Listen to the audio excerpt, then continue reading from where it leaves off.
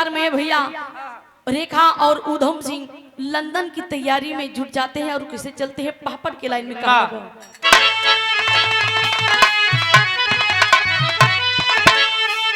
अरे पहुंचा जाके लंदन के दरमियान जान से मारूंगा। अरे पहुंचा जाके लंदन के दरमियान जान से मारूंगा। जहां मिलेगा वो दायर शैतान जान से मारूंगा।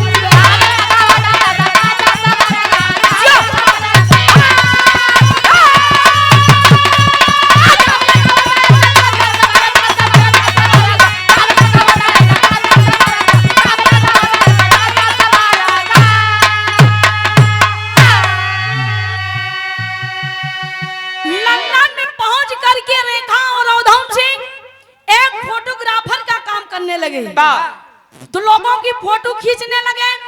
लगभग भैया 15 से 20 दिन फोटो खींचत रह गए। अब दर पता लगावो तो जब लंदन में पहुंचे तो भैया देखे नहीं अंग्रेजवन के लोग।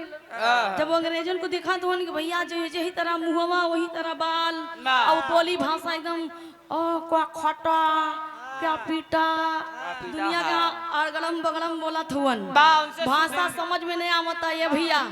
आखिरकार में वही समय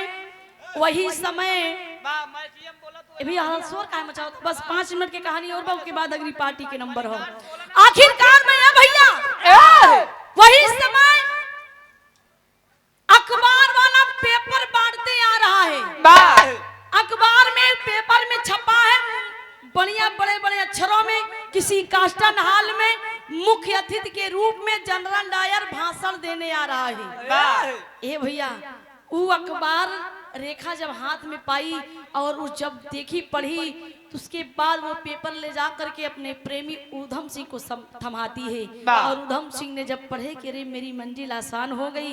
वही समय ये भैया वतन की टोपी लगाकर वर्दी पहन कर रिवाल्वर लेकर के भैया आज उसी कास्टन हॉल की ओर चलते हैं। ये गीत लग गई आल्हा में कहा नबा ओहो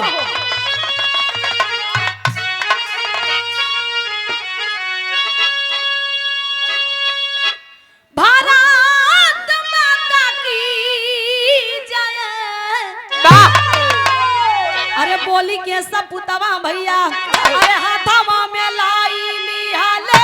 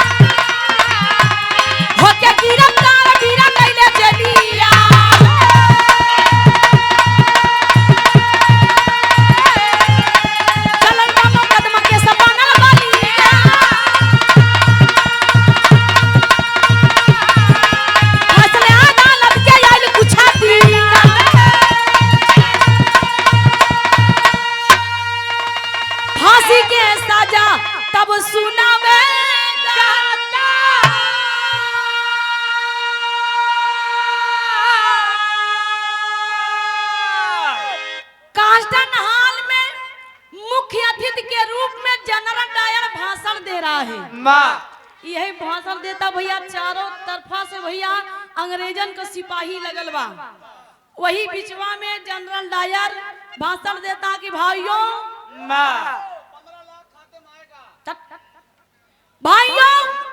हिंदुस्तान की धरती पर मैंने कितनी बम चलवाई बारूदे चलवाया गोलियां चलवाई और हिंदुस्तान की बहन बेटियों को मैंने कितना इज्जत को लुटवाया और नीलाम करवाया।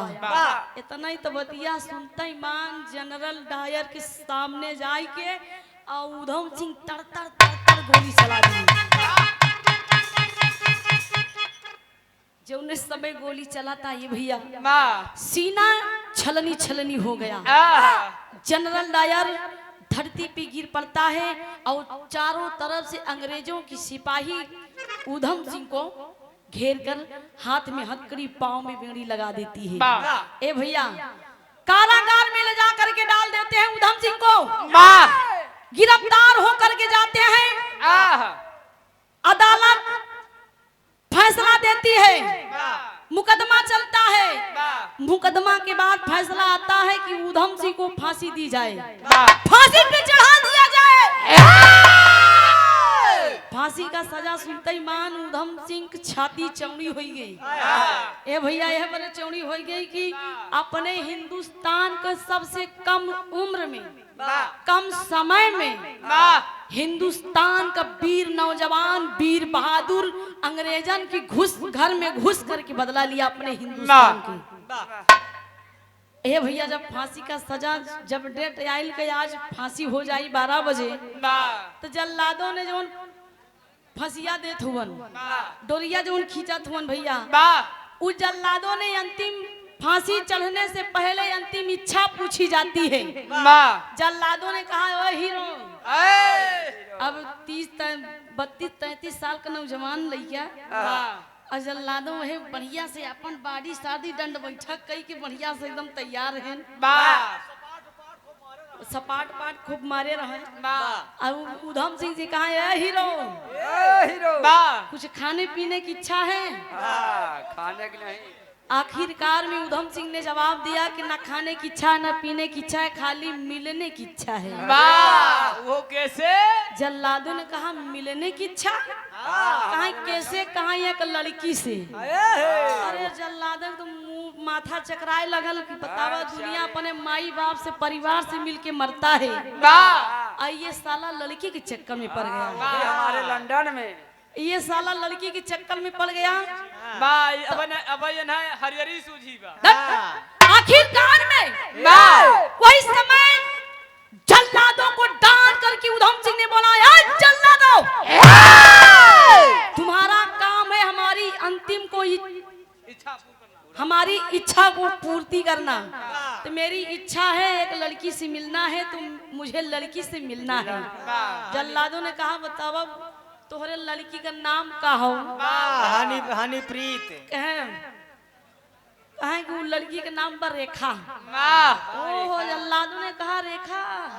रेखा को पहली बार तो देखा। एक दूसरे से बतियात होन कि रेखा को तूने देखा? कहे ना भैया रेखा को थोड़ा संदेशा भेजो। भैया संदेशा भेजते, रेखा आंख में आंसू लेकर आती है और उधम सिंह के गले जाकर लिपट कर रोने लगती है। जब लिपट कर रोने लगती है तो समय उधम सिंह ने कहा कि अरे पगली तू काहे रोवत हो रे? तो के तो नाज होके की चाहिए, फक्र होके की चाहिए, गर्व होना चाहिए कि तेरा ये आशिक, तेरा ये मजनू अंग्रेजों के घर में घुस के, विदेशियों के घर में घुस कर ये बदला लिया है, पर हिंदुस्तान क्रांतिकारियों को बदला लिया है। तू पगली रो रही है? ओ ये भैया वो समय रेखा कहने लगी कि मुझे फक्र है, गर्व है, नाज है कि मैं आपके जैसे इंसान से मैंने मोहब्बत किया है, अपना पति माना है। फांसी से पहले हो समय उधम सिंह ने एक बात कहा रेखा से, बड़ी ऊंची बात कहता है कि अगर मैं फांसी पे लटक जाऊंगा, फांसी पे मैं चढ़ जाऊंगा, तो मेरी लाश अपने हिंदुस्तान की धरती पर ले जा करके कफन दफन करना, इन विदेशियों के हाथों, इन जल्लादों के हाथों मत लगने देना मेरी लाश। इन जल्लादों के हाथों मत लगने देना मेरी लाश। ए भैया रेखा वादा करती है। और उस समय जल्लादों ने काला कपड़ा डालकर फांसी का फंदा गले में लगाकर भैया जैसे डोरी पकड़ के खींचे चाहा, वैसे उधम सिंह ने कहा दूर हट जाओ जल्लादों, और मैंने कोई गलत काम नहीं किया, अपने हिंदुस्तान क्रांतिकारियों का बदला लिया है जो 18 मिनट लगातार गोली उस जलियांवाले बाग में चली है। जल्लादों हट जाते हैं और वही काला कपड़ा डाल के उधम सिंह अपने हाथे से फांसी का फंदा डाल करके भैया और इस समय एक डोरी खींच करके मरते हैं। कैसे? आखिरी भाव कहना बखड़ी में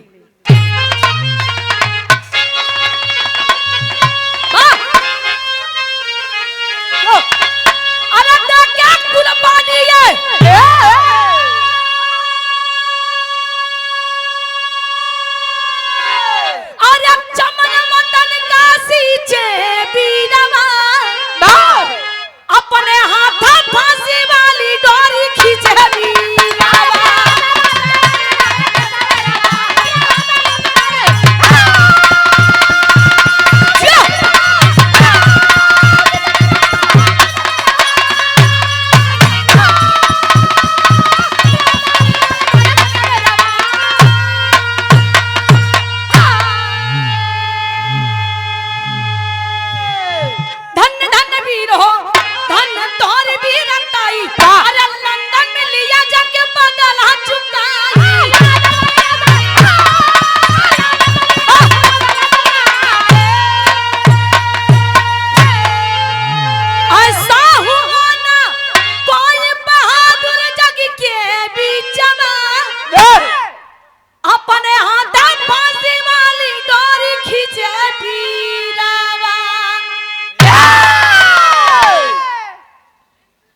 फांसी का फंदा खींच करके अपने हाथ से उधम सिंह अपनी जान गंवा देते हैं।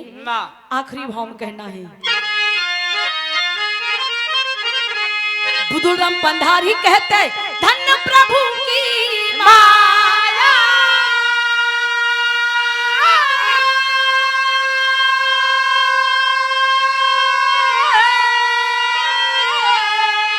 कथन किया कमल सिंह यादव, अरे सारद मां की छाया,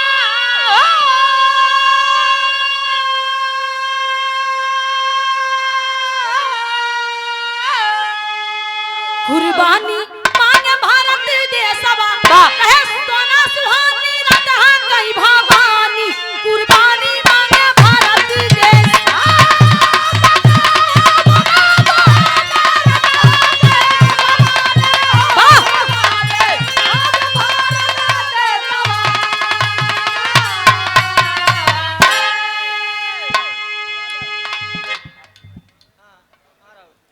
आप रामादुरी परम सदे अभिमन्यु सोनकर के भतीजा भैया जी की ओर से, अच्छा भैया का फरमाइश 100 रुपए दे के सम्मान किए, 100 रुपए दे के सम्मान के बहुत बहुत प्रणाम। भैया के फरमाइश से भैया बजाए दा।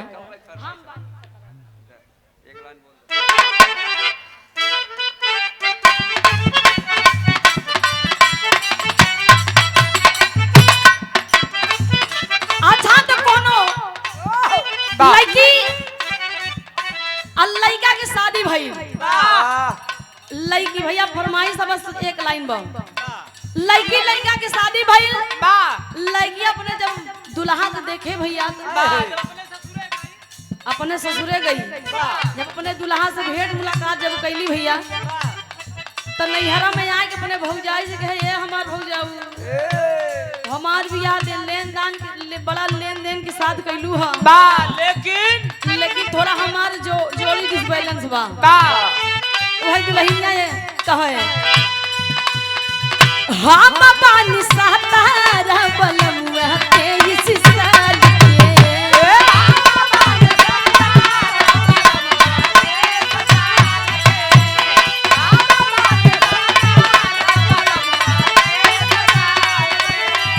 भौजी रे जिंदगिया राखी खतरा में डाल के,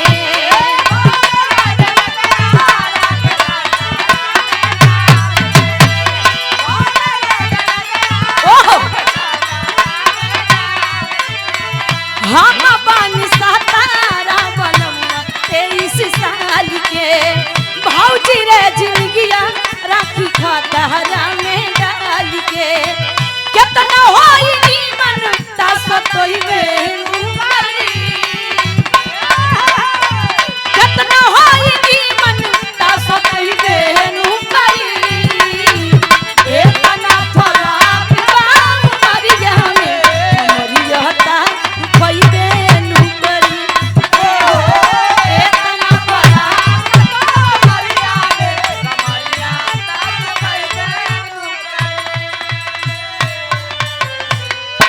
एतना फराक बाम मरिया में मरिया ता दुखई बेनु करी।